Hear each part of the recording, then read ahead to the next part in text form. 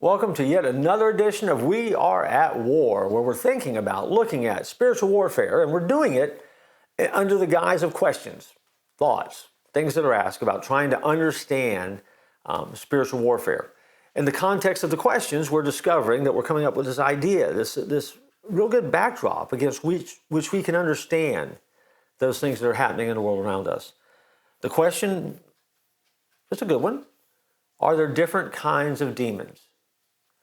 Well, brothers and sisters, I can tell you I have met some demons in my life. I'm just kidding. They're probably just good church members somewhere. But when we study the Bible, there are two kinds of demons we can learn about. There may be more types than this, but at least there are two that we can get our minds around understanding just a little bit. They're what we might call the fallen and the free, and the other group would be the fallen and the imprisoned. You say, I've never heard that in my life. Well, it's a good thing that you're listening to this episode, because now you'll know. The fallen and the free are those demons who are creating all the havoc and stress in the world today under Satan's control.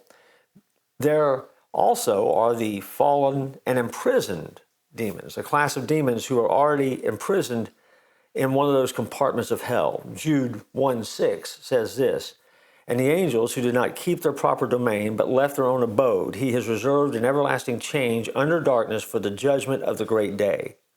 And they will be there forever and ever. They will never get out."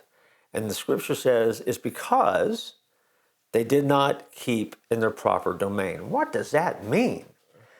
People have debated it for years. So I'm going to roll out a thought for you here. It's not an original thought, it's a thought. In Genesis, we read that when the fallen angels saw the daughters of men, they were filled with lust and cohabitated with them, and they bore offspring, which were half angelic, half human, a superhuman product, called in biblical language, they were called the Nephilim, meaning giant. That's Genesis chapter 6, verses 1 and 2, and verse 4.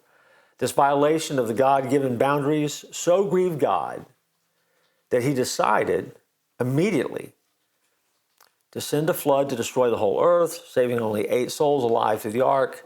And it was because of that sin, when the angels left their proper domain and entered into the realm of human flesh, that those fallen angels were cast down into hell in the chains of darkness and reserved for judgment. In other words, the final judgment is still coming. That's 2 Peter chapter 2, verse 4. And every encounter that we find between Jesus and the demons, Jesus is the overcomer. As followers, we share that power over the demonic. When Christ's disciples returned with joy from a ministry trip, they reported to Jesus, "Lord, even the demons submit to us in your name." And Jesus responds to that by saying, "I saw Satan fall like lightning from heaven." Jude, the passage we read earlier, says that God has kept the fallen angels in darkness, bound with everlasting chains for judgments on the great day. Meanwhile, until that great day, we struggle against the powers of this world and against the spiritual forces of evil in the heavenly realms. That's according to Ephesians 6:12. And so when I said earlier that there may be more types of demons, there could be.